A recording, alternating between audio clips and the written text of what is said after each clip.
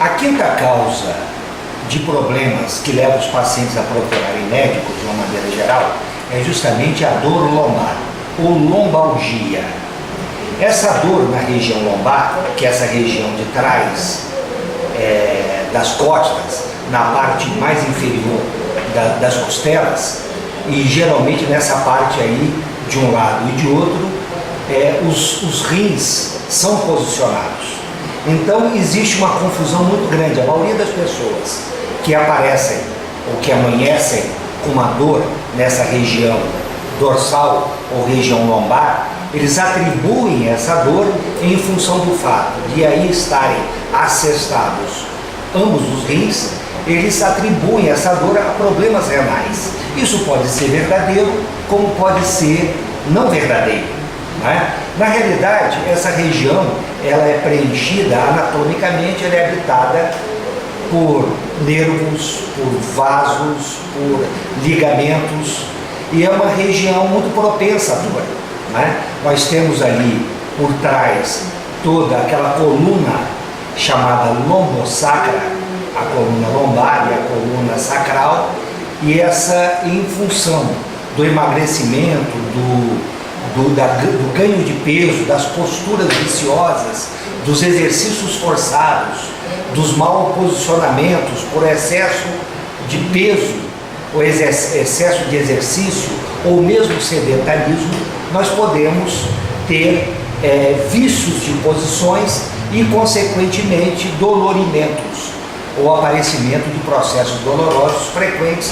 nessa região, né? E isso aí não caracterizaria, evidentemente, uma patologia ou uma doença renal. Mas em alguns casos, não é, essas dores são responsabilizadas por problemas atinentes ao rim. Vejamos, por exemplo, a dor mais clássica da região lombar é a chamada dor renal, ou a dor da cólica renal, que cientificamente, que tradicionalmente ela é dita como uma das dores mais violentas.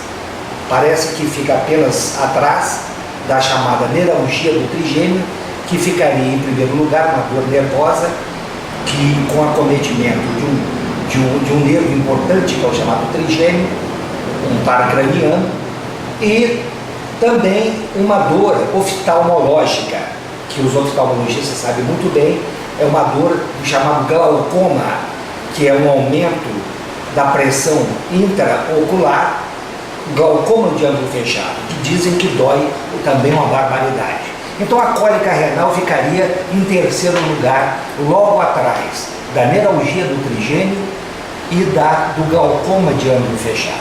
Essa cólica renal, ela, eu já falei algumas vezes aqui nas minhas exposições, é uma dor geralmente do lado direito ou do lado esquerdo, e ela é decorrente da migração de um cálculo urinário. Nós temos o rim internamente, ele é oco, né, em função do fato dele filtrar a urina e jogar para as cavidades internas, para esse oco que eu estou a me referir, né, o chamado bacinete, e que continua com ureter, que vai despejar o conteúdo urinário de cada rim dentro da bexiga, de um lado e de outro respectivamente, sendo lado direito, lado esquerdo, dependendo do rim efetivamente, né? Muito bem, toda vez que existe a migração, a formação por depósito calcário dentro da urina, a precipitação de cristais, e naturalmente é propiciado por uma tendência hereditária dessa pessoa, uma tendência familiar, por erros de dieta e por uma série de fatores, o indivíduo pode fazer um depósito exacerbado de cálculos ou de cristais dentro da urina, formando, por assim dizer, uma pedra. Essa pedra é o cálculo renal, e quando da sua migração, ela pode obstruir parcialmente ou totalmente o fluxo urinário, levando a uma dilatação renal, uma dilatação da cápsula e levando a uma dor violentíssima, essa sendo, como já falei, a terceira dor em gradação na medicina, né? E associado logicamente com náuseas e vômitos, que parece que existem comunicações nervosas entre os nervos do rim e os nervos do estômago, levando, toda vez que há uma cólica renal, a uma dilatação gástrica também, e propiciando aos vômitos. Então, As cólicas renais ou as dores de natureza renal, elas são quase sempre acompanhadas de náuseas e muitas vezes de vômitos, e vômitos às vezes muito violentos. Bom, e é muito fácil a gente saber, ou não, muitas vezes não é tão fácil assim, mas não é difícil a gente intuir, não é só perguntar ao paciente, cá, você já formou uma pedra?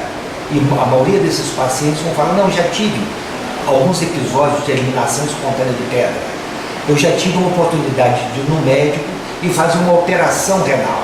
Olha, isso nos leva a crer que o paciente, aquela dor que o paciente está apresentando, possa ser decorrente de uma formação calcária, de um cálculo renal, ou dentro do rim, ou no ureter, ou em qualquer trajeto do trânsito urinário, né?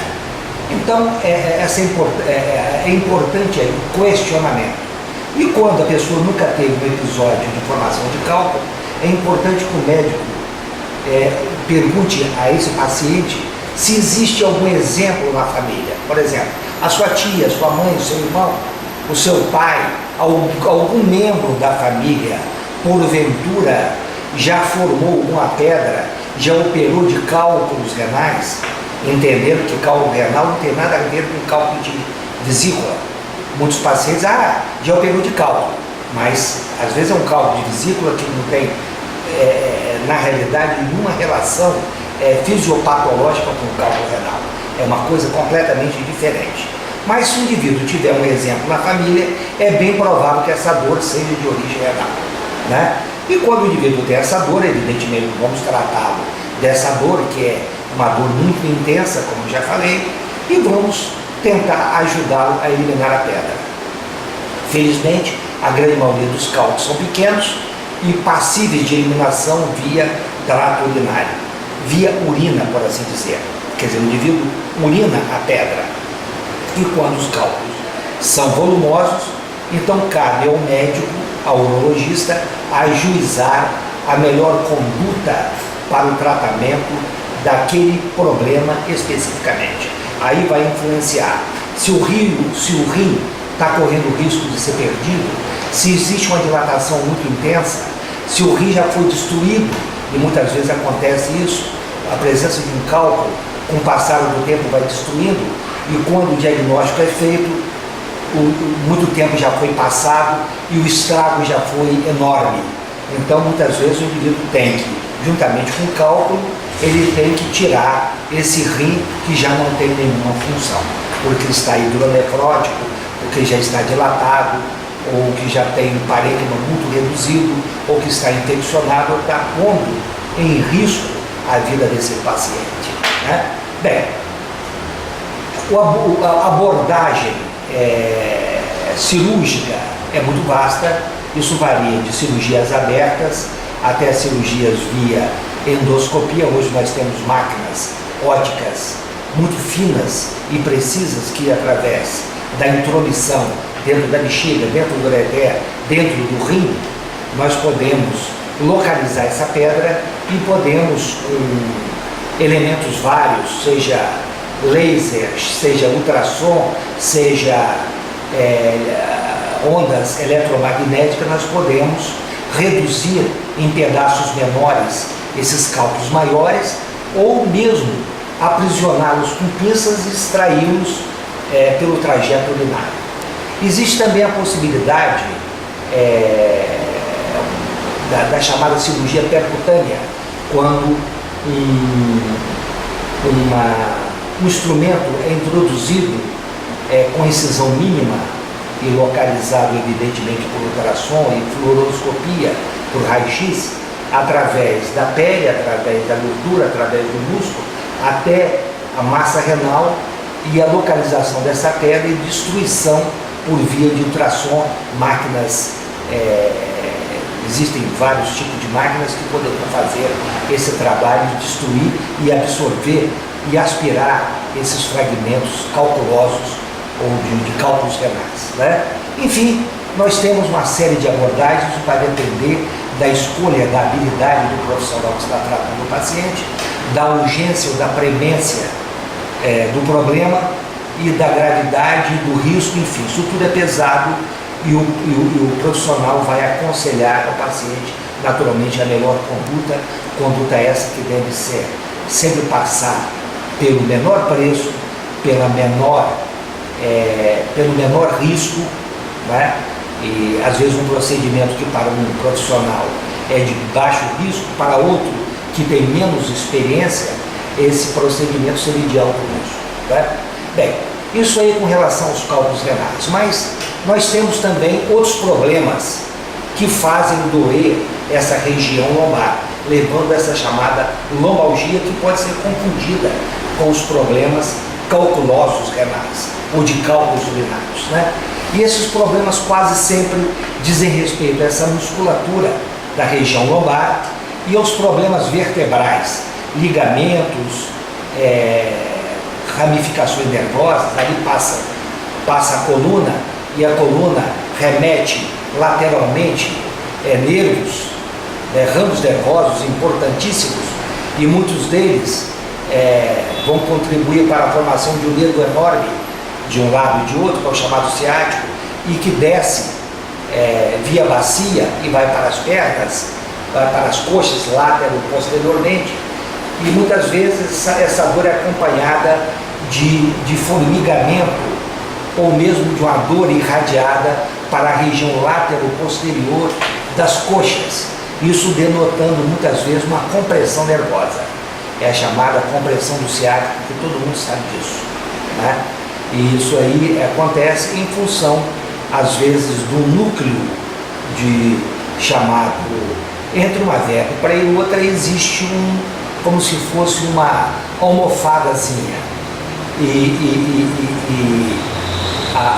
Isso pode ser herniado, né? Aquela parte mais interna desse disco intervertebral pode herniar com aquela substância mais gelatinosa e levar essa ruptura pode levar a uma compressão das emergências nervosas, levando a essas parestesias, que são os formigamentos, as dores incoercíveis, né? E muitas vezes dores motivadas pela modificação da postura do paciente. Então é muito bom a gente colocar o paciente em várias posições e inquiri-lo, perguntar ao paciente qual a posição que haveria um agravamento dessa dor, se é na posição deitada, se é na posição encurvada, se é quando ele se abaixa, quando ele vira de lado ou posteriormente, enfim.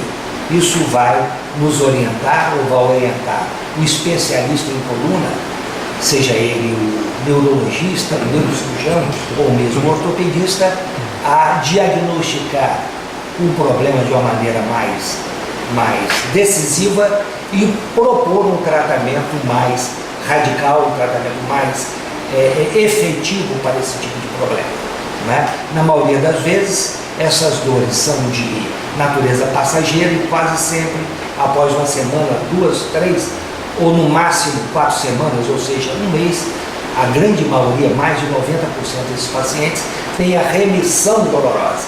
Isto é, não apresentam mais processo doloroso e eles podem voltar às suas atividades físicas, laborais e etc e tal, sem nenhum problema, né?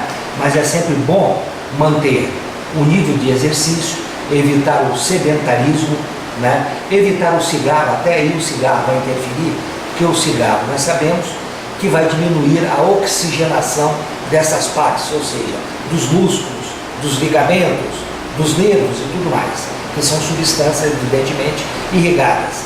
E com aquele excesso de cigarro, muita gente ainda abusa do cigarro, nós temos uma hipoxia ou hipóxia dessas estruturas, predispondo-as aos processos dolorosos, sempre muito frequentes, né, no homem e na mulher. Então, se você está muito pesado, você deveria reduzir seu peso.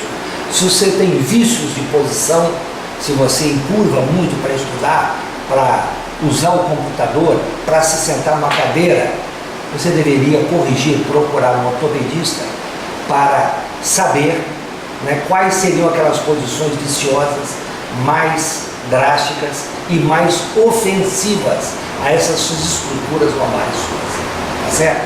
E Fazer os exercícios é sempre muito importante e tomar os analgésicos ou os anti-inflamatórios ou mesmo medicamentos opiáceos, quer dizer, derivados do ópio, analgésicos mais violentos, controlariam de uma maneira geral a maioria dos problemas. Evidentemente que muitas vezes existe a indicação de uma cirurgia para tratamento de uma hérnia de disco, para recolocação no lugar, uma vértebra que insiste em enrolar por sobre a outra, né? Então uma fixação vertebral, enfim, uma série de procedimentos que isso deverá ser avaliado pelo neurologista, neurocirurgião ou mesmo ortopedista. Esse é o recado de hoje.